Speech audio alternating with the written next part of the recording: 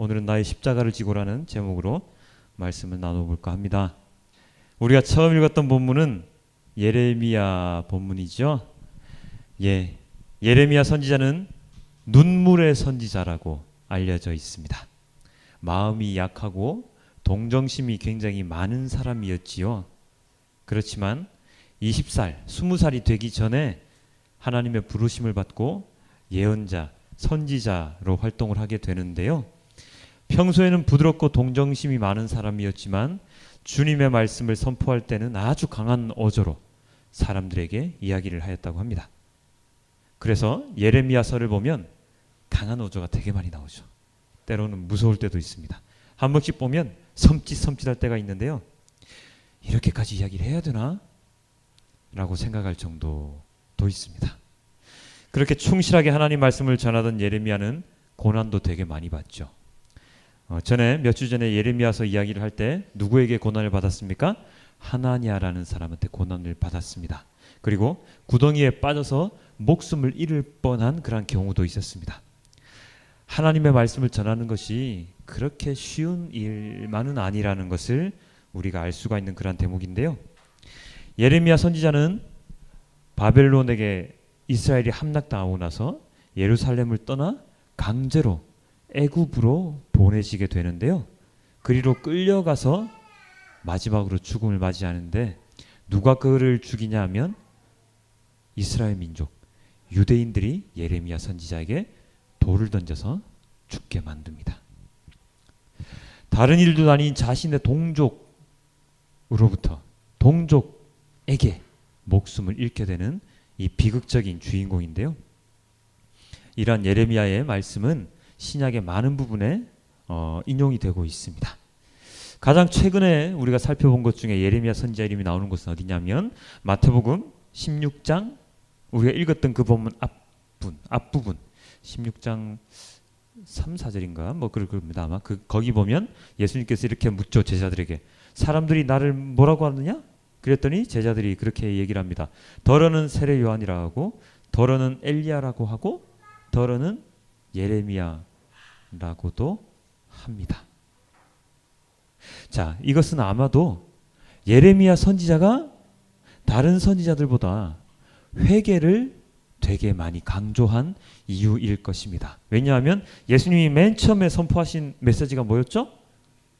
회개하라, 천국이 가까이 왔느니라. 그렇게 예수님께서 회개에 대한 말씀을 굉장히 강조를 많이 하셨거든요. 그와 마찬가지로 예레미야도 회개를 다른 선지자들보다 더 많이 강조를 했다고 합니다. 그래서 더러는 예레미야라고 합니다. 라고 예수님을 칭했다고 나와 있는데요. 어쨌든 그런 예레미야 선지자의 활동 가운데서 오늘의 본문은 예레미야 선지자의 고난이 아주 잘 드러나 있습니다. 우리 본문 한번 볼까요? 예레미야 15장 15절입니다. 여호와여 주께서 하시오니 원하건대 주는 나를 기억하시며 돌보시사 나를 박해하는 자에게 보복하시고 주의 오래 참으심으로 말미암아 나로 멸망하지 아니하게 하옵시며 주를 위하여 내가 부끄러움 당하는 줄을 아시옵소서. 이렇게 나와 있습니다. 주님이 세우신 저 예레미야입니다. 저를 좀 기억해 주시고 저를 박해하는 자들을 주님이 대신해서 좀 갚아주세요. 그리고 너무 오래 저를 기다리게 하셔서 저를 죽음의 길로 내몰지 마시고 주님 때문에 당한 이 수모, 주님을 위하여 내가 부끄러움을 당하는 줄을 주님께서 좀 알아주세요. 라고 말을 하고 있습니다. 굉장히 원망이 많이 섞인 그런 말이죠. 주님의 말씀을 전하는 것이 즐겁고 행복한 일이 아니었음을 우리는 이 구절을 통해서 알 수가 있습니다. 말이 쉬워서 주님의 말씀을 선포하는 거지 이렇게 선포하거든요. 예레미야 선지자는 뭐라 하냐면 너네 이스라엘 백성들 정신 안 차리면 너희들 하나님이 다 망하게 만들 거야. 너희들 다 잡혀갈 거야. 적들한테 다 잡혀가서 너희들 완전히 싸그리 없어질 거야. 이렇게 말하는데 자기들한테 그렇게 말하는데 이 예레미야 선지자를 좋아할 사람이 있겠습니까? 아무리 좋은 말도 한두 번이지 아무리 나쁜 말도 한두 말이지 계속 그런 선포만 하면 사람들이 얼마나 짜증나겠어요. 그러니까 맨 마지막에 예레미야 선지자의 죽음이 그렇게 될 수밖에 없었거든요. 에잇! 맨날 그런 소리 하는 녀석 죽어 이러면서 돌로 쳐서 죽임을 당하게 되는데, 우리가 좋은 말은 되게 하기 쉽지만, 그리고 듣기 좋지만, 몸에 쓴 약 같은 말은 굉장히 하기도 어렵고 듣기도 어렵지 않습니까? 그래서 예레미야 선지자는 언제나 눈물을 흘리는 선지자였을지도 모릅니다. 아, 주님, 왜 나에게 이런 메시지를 전하게 하십니까? 이런 메시지 전할 때마다 제 마음이 얼마나 아픈지 아십니까? 이런 식으로 말입니다. 그래서 예레미야는 또다시 이렇게 고백을 합니다. 내가 기뻐하는 자의 모임 가운데 앉지 아니하며 즐거워하지도 아니하고 주의 손에 붙들려 홀로 앉았사오니 이는 주께서 분노로 내게 채우셨음이니이다. 주의 손에 붙들려서 홀로 앉았사오니, 기뻐하는 자의 모임에 가지도 않았고요, 그리고 즐거워하지도 않았는데 내 마음에 주님께서는 분노로 가득 채우셨습니다. 예레미야는 결혼을 했습니까? 했을까요? 안 했습니다. 평생 독신으로 살았거든요. 평생 독신으로 사는 것도 모자라서 사람들이 즐겁게 노는 곳, 기뻐하는 모임에도 한 번도 가지 못했다고 합니다. 솔로에다가 언제나 혼자 있어야 했으니까 얼마나 고독했겠습니까? 이 예레미야 선지자는 언제나 홀로 고독하게 앉아서 주님의 메시지만 받으며 주님의 말씀만 들으며 그것을 선포하는 삶을 살았습니다. 그래서 힘들고 아프고 눈물 흘리고 그러한 삶을 살았지요. 그렇지만 그가 그렇게 주님의 메시지를 전하면서 너네들은 멸망당할 거야, 주님의 심판을 받을 거야, 또 남몰래 뒤로 와서 눈물을 흘리고 고초를 당하고 그러한 삶을 살아가면서도 20세 이전부터 그런 말씀 전했으니까 얼마나 오랜 시간 그런 말씀을 전했겠습니까? 그렇게 그런 말씀을 전했지만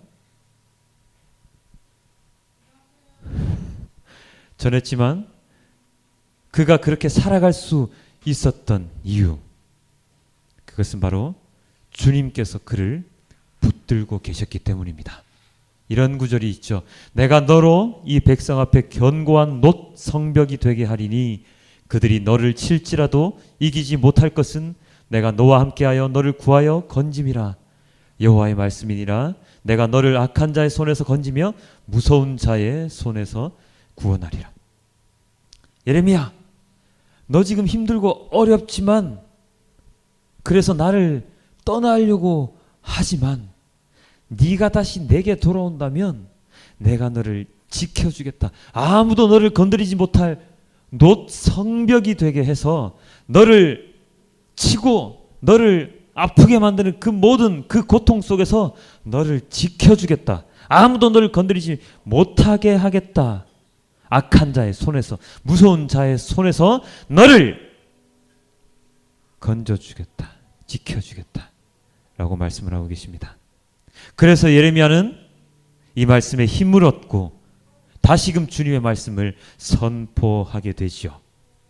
예레미야 선지자를 통해서 하나님의 말씀을 전하는 자들의 고독함을 알 수 있습니다만 그것은 그냥 인간으로서의 고독함일 뿐이지 사람들로부터 고독한 사람은 이렇듯이 하나님의 보살핌을 받을 수 있는 사람인 것입니다.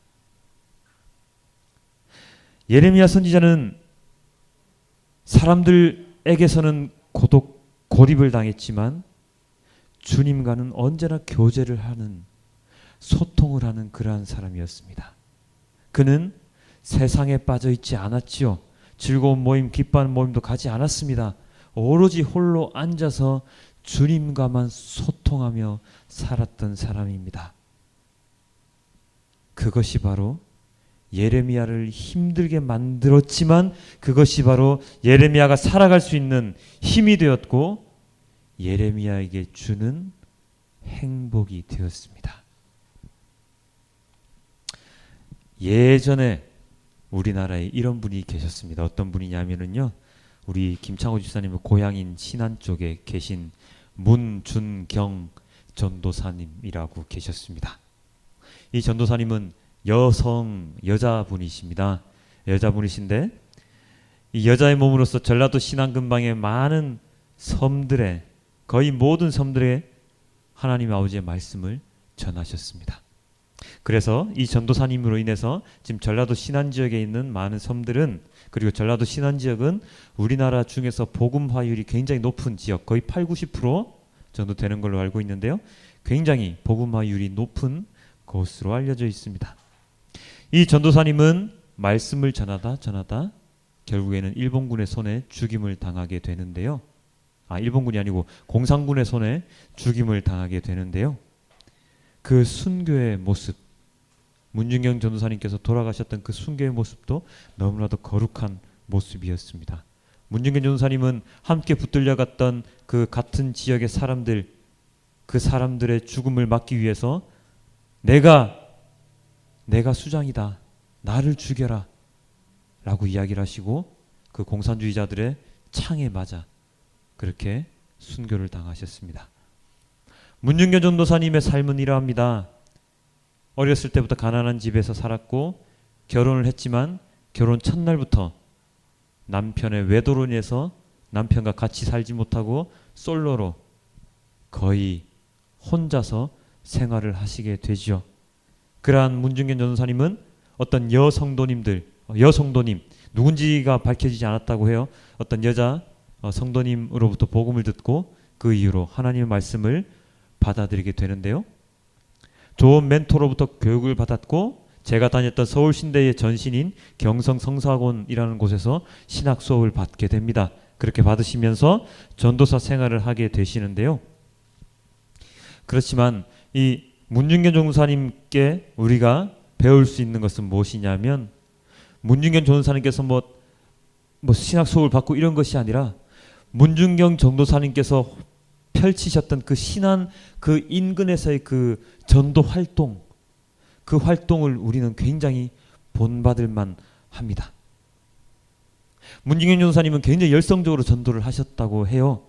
그래서 어떤 그 지방에 그 신안 어떤 도시 그 어떤 섬에 무슨 장례가 있다, 어려운 일이 있다 그러면 제일 먼저 달려가셨다고 합니다. 그래서 처음부터 끝까지 그 장례 어려운 일 다 돌봐주시고 사람들이 다 돌아가고 난 다음에 맨 마지막으로 문중경 전도사님은 그곳을 떠나셨고요.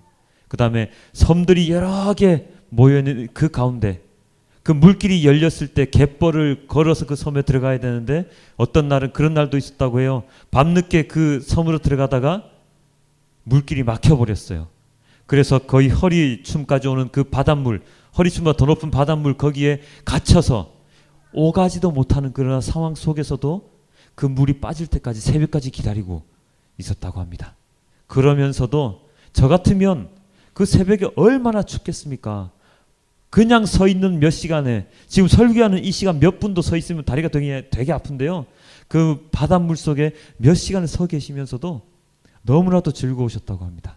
하나님 말씀을 전하는 것이 즐거웠고 하나님을 생각하며 서 있는 것이 즐거웠다고 합니다. 온몸이 얼어붙어 있는 상황에서도 문중경 전도사님 즐겁게 주님의 말씀을 전하기 위해서 그 섬으로 다시 들어가셨다고 합니다. 이러한 것들, 그리고 또 어떤 일이 있었냐면 문중경 전도사님은 거지들, 못 사는 사람들을 대신해서 동량을 다녔다고 해요. 그 거지들, 못 사는 사람들에게 밥을 주기 위해서 대신해서 동량을 다닌 이름하여 대리거지, 뭐 대리부장, 대리 뭐 이런 것도 있는데 대리거지도 있었네요. 대리거지 행색을 하시면서 양식을 얻어서 못 사는 사람들께 나누어주는 그러한 모습도 보이셨다고 합니다.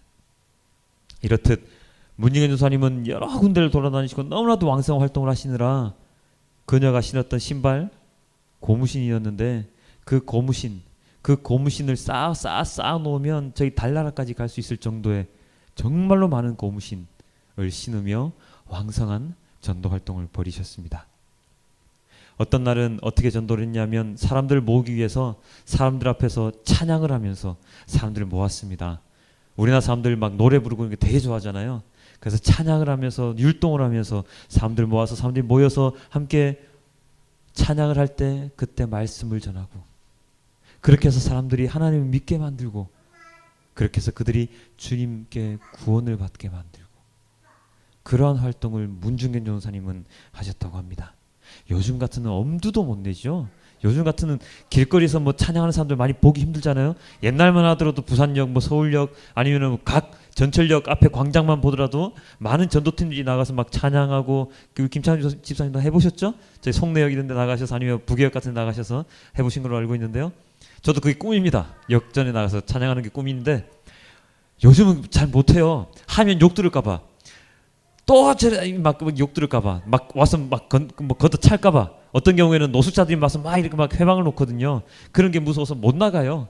근데 우리 문중견 전도사님은 그 모든 것들 다 감수하셨습니다. 그리고 크리스찬이든 아니든 모든 사람들 다 품으셨고, 그 품는 모습을 사람들이 보고서 아, 문중견 전도사님 이 믿는 하나님이라면 내가 정말로 믿고 싶다 라고 해서 이판일 장로님이라는 분이 세워지시고 하는 많은 역사적인 일이 일어납니다. 그렇게 해서 문중견 전도사님을 통해서 많은 섬들, 많은 지역들이 주님의 땅으로 변화하게 되죠. 바로 우리가 읽었던 이 로마서의 본문을 가장 잘 실천하셨던 분이 우리 문중견 전도사님이라고 생각을 하는데요. 로마서를 아까 같이 안 읽었던 친구들도 있으니까 우리가 오늘 읽었던 로마서 잠시만 볼게요. 어떤 구절이 있냐면 이렇게 나와 있습니다. 성도들의 쓸 것을 공급하여 손 대접하기를 힘쓰라. 즐거워하는 자들과 함께 즐거워하고 우는 자들과 함께 울라. 아무에게도 악을 악으로 갚지 말고 모든 사람 앞에서 선한 일을 도모하라. 내 사랑하는 자들아, 너희가 친히 원수를 갚지 말고 하나님의 진노하심에 맡기라. 기록되었으되 원수 갚는 것이 내게 있으니 내가 갚으리라고 주께서 말씀하시니라. 성도들의 쓸 것을 공급하며 손 대접하기를 문중견 전도사님은 힘썼습니다. 그리고 즐거워하는 자들과 함께 즐거워하고 기쁠 때 함께 기뻐해주고, 그리고 우는 자들과 함께 울고 슬픈 장소에 가서 함께 우시고 그 모든 것들을 다 정리하여 주시고 아무에게도 악으로 갚지 아니하고 자기 자신을 버렸던 남편도 용서해 줍니다. 자기 자신을 그렇게 때렸던 남편도 용서해 줍니다. 그 모든 것들을 용서해 주시고 언제나 선한 일만 우리 전도사님은 행하셨지요. 사실 오늘 이 로마서 본문을 읽으면서 저는 마음속으로 이렇게 생각을 했습니다. 그래, 참 좋은 말씀이긴 한데 실천하기는 너무 힘든 것 같아. 특히나 이 구절, 이런 구절이 또 있었는데요. 내 사랑하는 자들아, 너희가 친히 원수를 갚지 말고 하나님의 진노하심에 맡기라. 기록되었을 때 원수 갚는 것이 내게 있으니 내가 갚으리라. 주께서 말씀하시니라. 제일 가관입니다. 내 원수가 줄이거든 먹이고 목마르거든 마시게 하라. 그러함으로 내가 숯불을 그의 머리에 쌓아놓으리라. 인간은 어떻습니까? 나에게 잘못한 사람이 있으면 이라 하면서 달려갑니다. 달려가서 그가 나에게 욕을 하면 나도 그에게 욕을 하죠. 야, 뭘 자식! 욕을 하죠. 그리고 내 원수가 줄이거든 밥을 줍니까? 아따 잘됐다 이놈의 자식. 그래 나한테 그렇게 하더니 너 이제 쫄쫄 굶는구나. 아주 고소해하죠. 내 원수가 목마르거든 물을 줍니까? 쟤 물 주면 안 돼요 라고 주위 사람들 더 선동을 하죠. 과연 내가 이 로마서 본문의 말씀처럼 내가 살아갈 수 있을까? 여러분 그렇게 사실 수 있겠습니까? 내 원수가 오른뺨 때리면 왼뺨을 내어줄 그런 마음이 생기십니까? 안 생기시죠? 힘듭니다. 그렇지만 로마서에 기록된 이 말씀대로 살아가는 것이 바로 크리스찬입니다. 그것이 바로 크리스찬입니다. 우리 그 문중견 전도사님의 멘토 중에는 어떠한 분이 계셨냐면 우리 교단에서 그리고 우리 한국 내에서 가장 유명하셨던 부흥사 이성복 목사님이라고 계십니다. 우리 서울신학대학교 대학원 그 건물 이름이 성봉기념관인데요. 이성복 목사님이라는 분도 계셨고, 그리고 여러분들이 잘 아시는 문중견 전도사님이 키운 사람 중에는 누가 계시냐면 여러분들이 잘 아시는 대학생 선교회 CCC를 만드신 김준권 목사님 또한 문중견 전도사님께서 신앙을 주시고 그렇게 잘할 수 있도록 만들어 주신 분입니다. 그분들의 말씀에 따르면 문중견 전도사님이 순교하고 나서 그분들께서 문인경 전사님에 대한 얘기를 한 것에 따르면 그분은 진실로 작은 예수다. 그분은 진실로 마더 테레사 수녀와 같은 사람이다. 라고 이야기를 합니다. 그런데 그런 문중견 전도사님의 그 모습, 문중견 전도사님께서 그렇게 넓은 지역을 전도하고 돌아다닐 수 있었던 그 원동력은 과연 무엇이었겠습니까? 그것은 바로 말씀이죠. 주님의 은혜지요. 오늘의 복음서 본문이 바로 그러한 문중경 전도사님의 삶을 만들었다고도 볼 수 있습니다. 오늘 우리가 읽었던 복음서의 본문 중에 이런 말이 있는데요. 이에 예수께서 제자들에게 이르시되 누구든지 나를 따라오려거든 자기를 부인하고 자기 십자가를 지고 나를 따를 것이니라. 자기를 부인하고, 무슨 뜻일까요? 자기는 부인하고? 자기가 부인이야? 남편 부인할 때 그 부인인가요? 자기를 부인하고, 무슨 뜻이냐면 나의 모든 것을 거부하라는 뜻입니다. 부인하라는 뜻입니다. 그 말인즉 내가 가진 모든 것을 내려놓으라는 것이죠. 무엇을요? 내가 가진 욕심, 내가 가진 재물, 내가 가진 능력, 내가 가진 모든 기득권, 그 모든 것을 내려놓고 자기의 모든 것들을 주님께 드리고, 그리고 예수님이 지셨던 이 십자가, 예수님이 지셨던 이 골고다 언덕을 오르셨던 이 십자가를 지고 나를 따라와라. 그것이 나의 제자가 되는 길이다. 라고 이야기를 하시죠. 문중견 전도사님의 삶이 바로 이러한 삶이었습니다. 내가 가지고 있던 건 모든 것을 내버려 놓고 오직 주님의 십자가를 지고 나의 고통도 지고 나보다 더욱더 고통스러운 사람들, 나보다 더욱더 힘든 사람들을 찾아다니며 주님의 말씀을 전했던 그런 분이십니다. 우리 예수님께서 이 말씀을 하셨던 때가 언제냐면요, 바로 예수님 자기 자신이 나 이제 곧 죽을 거야, 나 이제 곧 대제사장들과 서기관에 의해서 십자가에 못 박힐 거야 라고 처음으로 말씀하셨던 바로 그때였습니다. 우리 지난주 설교 본문이 어떻게 됐었죠? 어디였는지 혹시 기억이 나십니까? 물론 안 나시겠지만 가이사랴 빌립보였습니다. 가이사랴 빌립보에서 어떠한 일이 있었죠? 아까 제가 말했잖아요. 사람들이 나를 보러 뭐라 그래? 그럼 너네는 나를 보고 뭐라 하느냐? 그때 베드로가 뭐라 그랬습니까? 주는 그리스도시요 살아계신 하나님의 아들이시나이다. 그래 베드로, 넌 정말 대단한 놈이야. 내 너의 이름을 베드로 반석이라고 지을 것이고 그 위에 교회를 세우리니. 그래서 우리 작은 마을 교회가 생겼잖아요. 그 반석 위에 생겨진 작은 마을 교회입니다. 그렇게 얘기를 하시고 나서 바로 어떠한 말씀하셨냐면 나 죽을 거야 라고 이야기를 하십니다. 그랬더니 베드로가 뭐라고 합니까? 주님 뭐라 합니까 지금? 죽으시면 안 되죠. 절대로 내가 그렇게 안 되게 할 겁니다. 그러자 주님 뭐라고 그러십니까? 야 이 사단아 물러가라. 너는 하나님의 일은 생각하지 않냐고 사람의 일만 생각하는구나. 굉장히 스펙터클한 장면입니다. 조금 전까지 베드로 넌 대체 최고야. 너 위에 교회 세울 거야. 너한테 천국 열쇠를 줄 거야. 그럼 너는 천국을 왔다 갔다 할 수 있어. 너 정말 대단한 인물이야. 라고 얘기를 하시고 나서 바로 그 장소에서 얼마 되지 않아 몇 분 후에 야 이 사단아 물러가라. 라고 베드로에게 일가를 하십니다. 이 말 뜻은 무슨 뜻이냐 하면은요, 예수님께서 제자들에게 말했던 그 모든 말들, 그 모든 것들은 하나님의 일을 위한 것이었다는 것이죠. 사람의 일을 위한 것이 아니라 하나님의 일을 위한 것이라는 것입니다.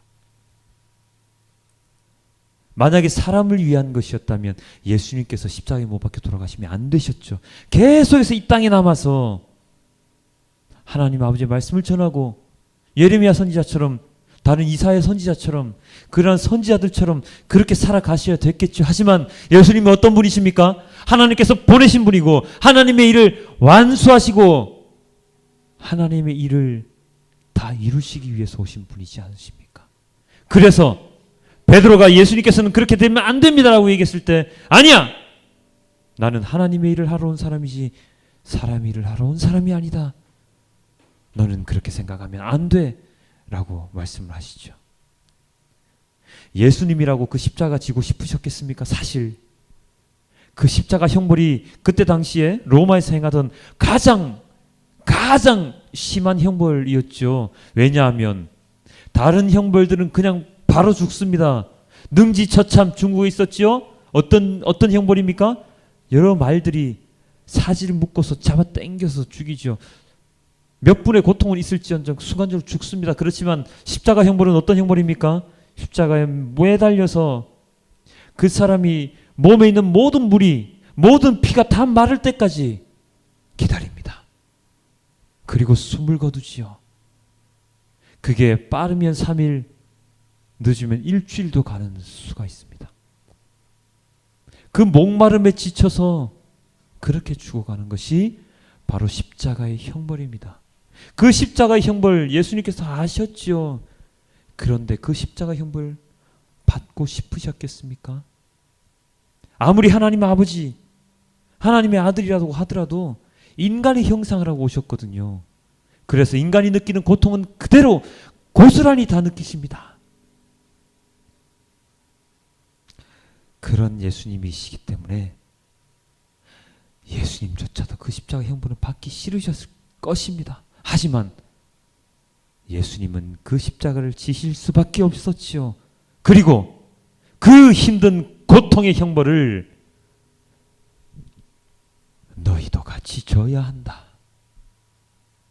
라고 이야기를 하십니다. 그것은 이 구절을 달리 말하면 너희가 지금 생각하고 있는 모든 것들 다 뒤집어 엎어야 돼. 너희가 이 세상에서 배운 모든 것들은 다 뒤집어 엎어야 돼. 다 뒤집어 엎고 너무나도 지기 힘든 그 십자가를 너희가 졌을 때 진정과 하나님께서 원하시는 그러한 인물이 될 수 있어 라고 이야기를 해주시는 것입니다. 그렇지만 그 십자가를 졌을 때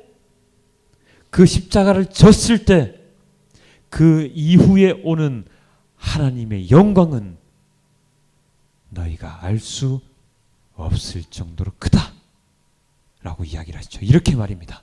인자가 아버지의 영광으로 그 천사들과 함께 오리니 그때 각 사람이 행한 대로 갚으리라. 진실로 너희에게 이르노니 여기 서 있는 사람 중에 죽기 전에 인자가 그 왕권을 가지고 오는 것을 볼 자도 있느니라.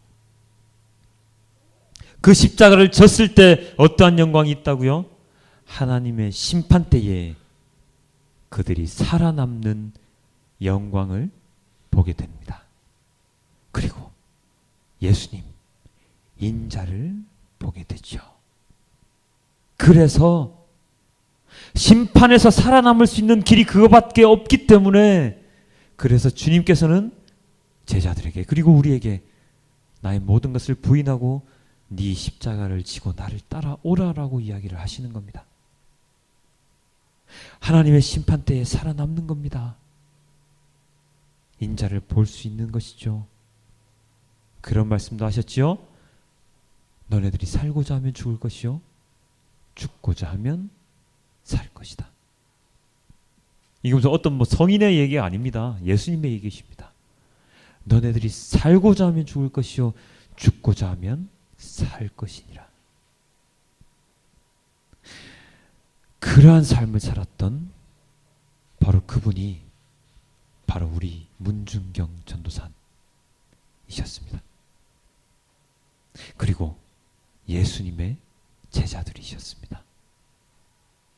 그들의 본을 받아서 우리도 그렇게 살아가야 합니다. 그들의 본을 받아서 우리도 그렇게 살아가야 합니다. 그렇게 살아갈 수 있는 우리 모든 분들이 되시길 주님께 언제나 기도드리겠습니다. 아멘. 자, 우리 구절 하나를 더 살펴볼 게 있는데요. 방금 봤던 그 구절 27절입니다. 우리 다 함께 읽어봤으면 좋겠습니다. 시작. 인자가 아버지의 영광으로 그 천사들과 함께 오리니 그때에 각 사람이 행한 대로 갚으리라. 이 구절에서 저는 이 말씀을 주의 깊게 보려고 합니다. 어떤 말씀이냐면요, 맨 마지막에 나와 있는 이 구절입니다. 각 사람이 뭐 한 대로 갚으리라? 행한 대로 갚으리라. 각 사람이 행한 대로 갚으리라. 무슨 뜻입니까? 너네가 행한 대로 너네가 심판을 받을 것이야. 너네가 행한 대로 갚음을 받을 것이야. 전사님 무슨 말입니까? 지난번에 그렇게 얘기하셨잖아요. 주님을 믿기만 하면 구원 받는다면서요. 행함으로 구원을 받는 거 아니라면서요. 그래서 천주교 욕도 막 하셨잖아요. 천주교에서는 선한 일을 가르친다고요. 무슨 말이에요? 왜 오늘은 근데 행함대로 갚는다고 이야기를 하세요? 제 얘기가 아니잖아요. 주님 얘기잖아요. 이 말 뜻이 무엇이냐면요, 구원은 주님을 믿음으로 구원을 받을 수 있습니다. 무조건 그 주님을 믿음으로, 주님을 믿지 않으면 절대로 구원을 얻을 수가 없습니다. 그런데 주님을 믿는 사람은 주님의 말씀대로 살아야 하는 것이죠. 그 주님의 말씀대로 살아가는 것이 바로 행하는 것입니다. 예를 들어 볼게요. 어떤 사람이 주님을 믿었어요. 전도를 당해서 주님을 믿는다고 예수님을 구주로 영접하겠습니다 라고 고백을 했어요. 그래서 교회에 출석을 했어요. 그런데 그의 삶이 교회에 나오기 전 때 전혀 변화가 없어요.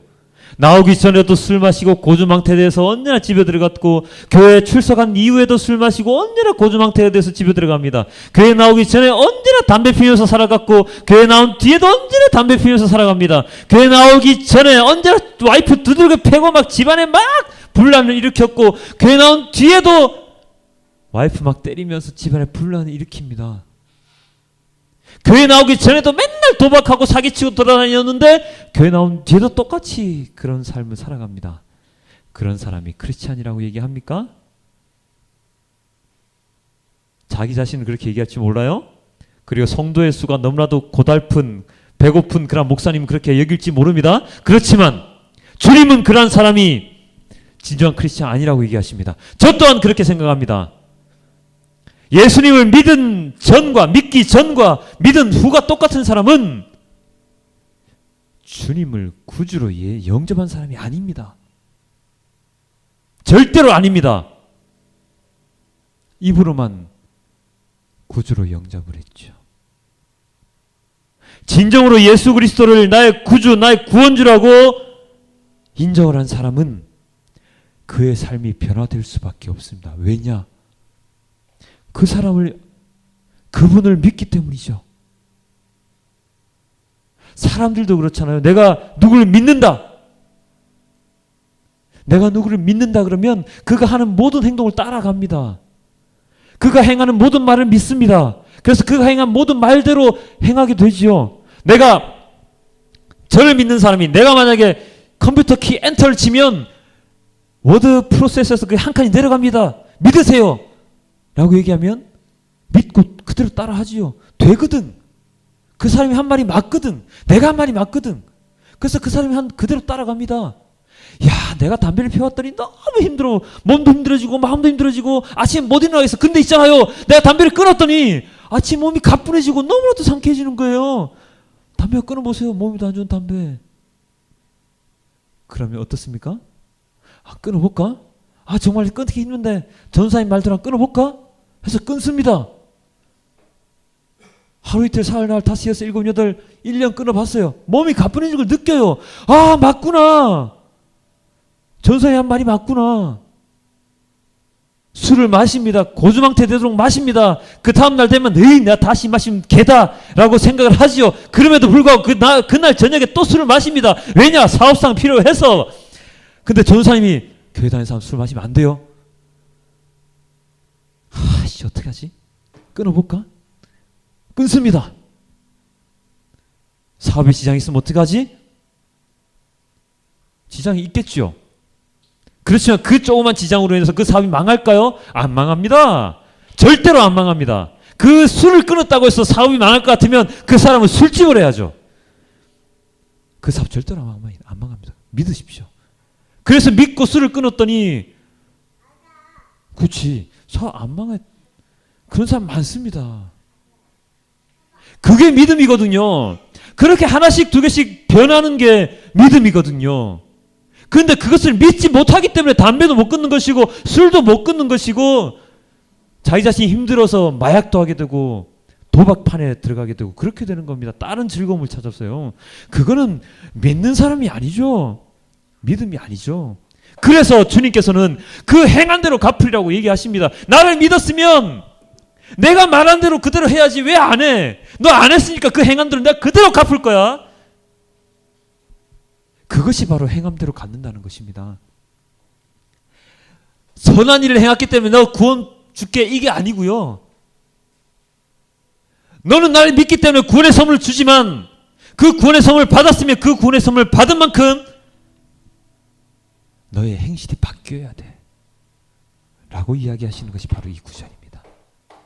그것이 중요합니다. 그것이 바로 행함대로 갚는 것이고 그것이 바로 우리의 삶에 변화가 필요한 이유인 것이죠.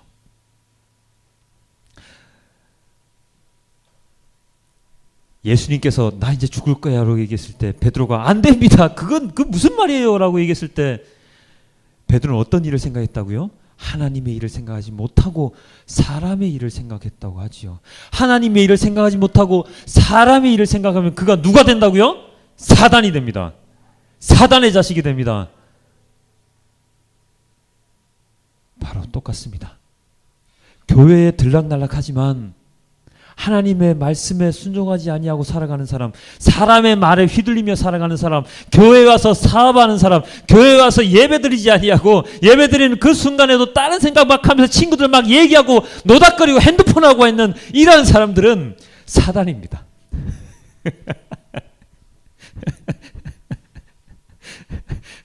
농담이고요. 그렇다는 거예요. 교회에 와서는 하나님의 말씀만 보고 하나님의 일만 생각해야 된다는 것이죠. 하나님의 일 생각하지 않고 사람의 일 생각하고 있으면 그거는 베드로가 당했던 것처럼 사단의 자식이 되는 거라고요. 그래서 그렇게 하지 말자고요. 그렇게 하지 말자고요. 믿음이 있으면 그에 따른 행함이 있어야 된다고요. 그것이 바로 하나님 말씀에 순종하는 것이고 그리고 우리가 한 발씩 두 발씩 나아가는 전도의 발걸음이 되는 것이고요. 그리고 내가 그리스도의 장성한 분량까지 한 걸음 한 걸음 성장하게 되는 겁니다. 전도사님 그러면 지금 당장 담배 끊고 술 끊고 뭐 다 끊어야 돼요? 네, 어떻게 해야 돼요? 아닙니다. 그 참 끊기 힘들죠. 그렇지만 내가 한 걸음 한 걸음 끊으려고 노력을 합시다라는 거죠. 내가 주님께서 말씀하셨던 그 한마디 한마디 하나라도 한 번씩 좀 실천해 보려고 노력을 하자는 것이죠. 그래서 조금씩이라도 변화가 되어 보자는 것이죠. 그것이 바로 행함이죠. 시간을 넓게 보고, 물론 내가 내일 당장 죽을 수도 있겠지만 시간을 넓게 보고 내가 지금 30살이다 그러면 앞으로 한 50년 더 살 수 있잖아요. 넓게 보고 주님께서 말씀하셨던 그 변화의 선상에서 나를 떠나지 말게 하자고요.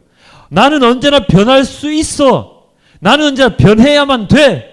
나는 언제 주님의 말씀대로만 살아가야 돼 라고 하는 마음을 가지고 살아가자고요. 그렇게 하면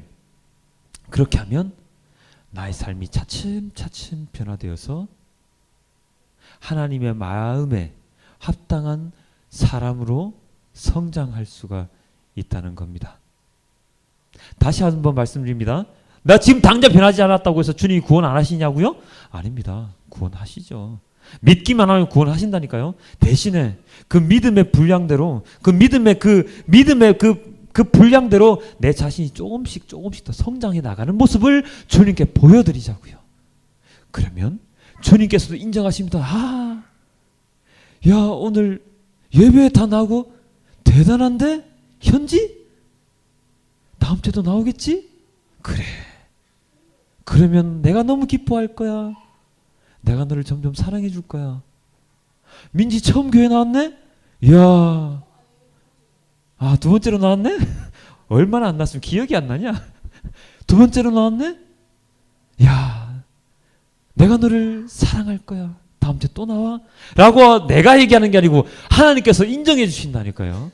하나님께서 그렇게 말씀해 주신다니까요. 하나님께서 여러분의 삶을 그렇게 계속해서 구원의 길에서 벗어나지 않게 해 주신다니까요. 오늘 읽은 로마서 본문에 이런 말씀이 있었습니다. 어떤 말씀이냐면요. 부지런하여서 게으르지 말고 열심을 품고 주를 섬기라. 부지런히 주님을 섬기라는 겁니다. 부지런히 게으르지 말고 열심을 품고 주님을 섬기라는 것이죠. 부지런한 게 중요합니다. 믿다가 안 믿다가 나오다가 안 나오다가 한 번은 열심히 기도 막 뜨겁게 해가지고 성령 충만해졌다가 한 번 헤이심 하나님 없어 라고 툭 주저앉았다가 그렇게 하지 말고 부지런히 주님을 섬기라는 겁니다.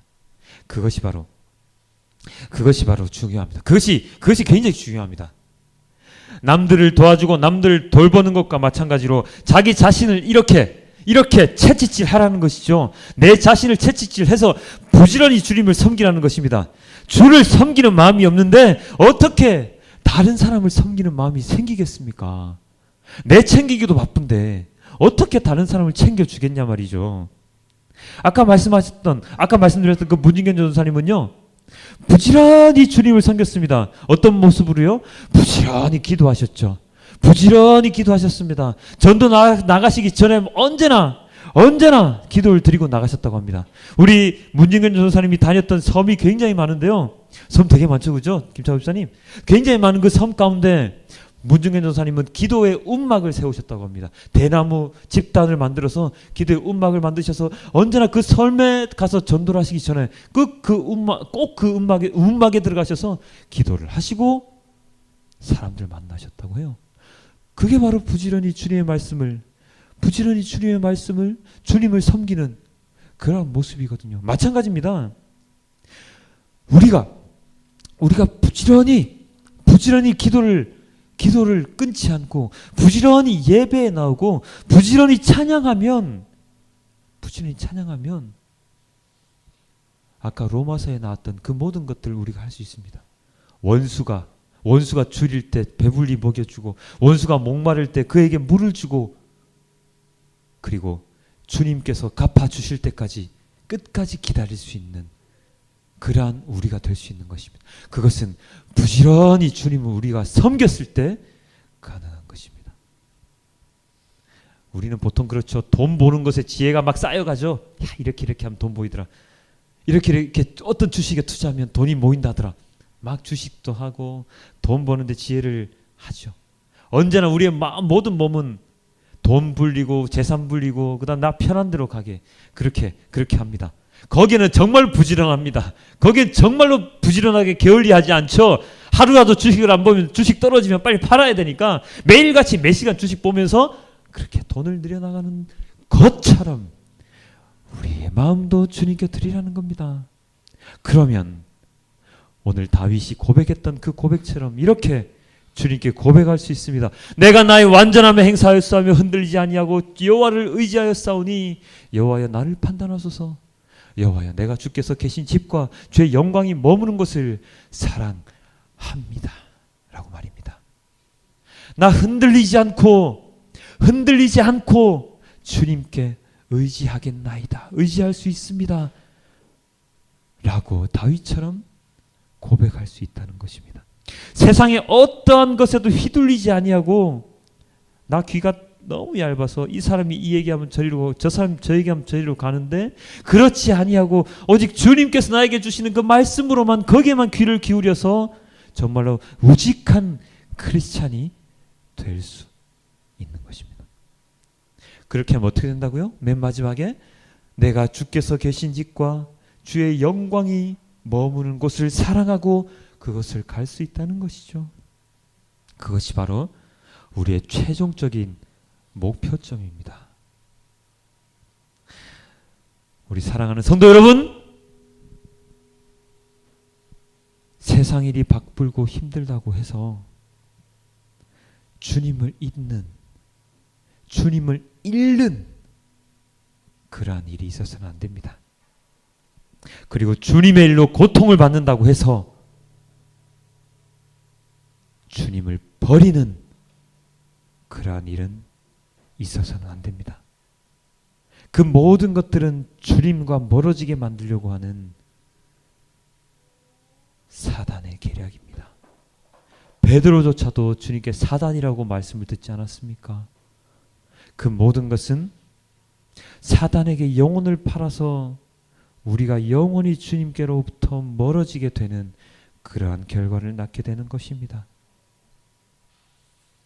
우리는 이 교회에 나오는 순간부터 예수 그리스도를 주님, 예수를 그리스도라고 그 시인하는 그 순간부터 우리는 하나님의 자녀가 되는 것입니다. 그것은 무엇을 뜻합니까? 믿음이 없는 자들과 우리는 구별되어진 무엇인가가 있다는 것이죠. 그것은 바로 하나님께서 우리에게 주시고 예수님께서 우리를 대신하셨고 그리고 성령 하나님께서 우리를 지켜주시는 무엇? 생명이죠. 생명. 바로 죽은 생명이 아니라 살아있는 생명이라는 것입니다. 그 생명을 잃지 않기 위해서 부지런하고 게으르지 않게 주님께 모든 것을 다 내어드리는 그런 사람이 되어야 합니다. 우리 마지막으로 우리 두 구절을 읽고 오늘 말씀을 마칠까 하는데요. 이 두 구절은요, 끝까지 제 마음속에, 여러분의 마음속에 새기고 한 줄을 지내시기 바랍니다. 마지막 두 구절은 바로 이 구절입니다. 다 함께 읽어볼까요? 시작. 이에 예수께서 제자들에게 이르시되 누구든지 나를 따라오려거든 자기를 부인하고 자기 십자가를 지고 나를 따를 것이니라. 누구든지 제 목숨을 구원하고자 하면 잃을 것이요 누구든지 나를 위하여 제 목숨을 잃으면 찾으리라. 기도드리겠습니다.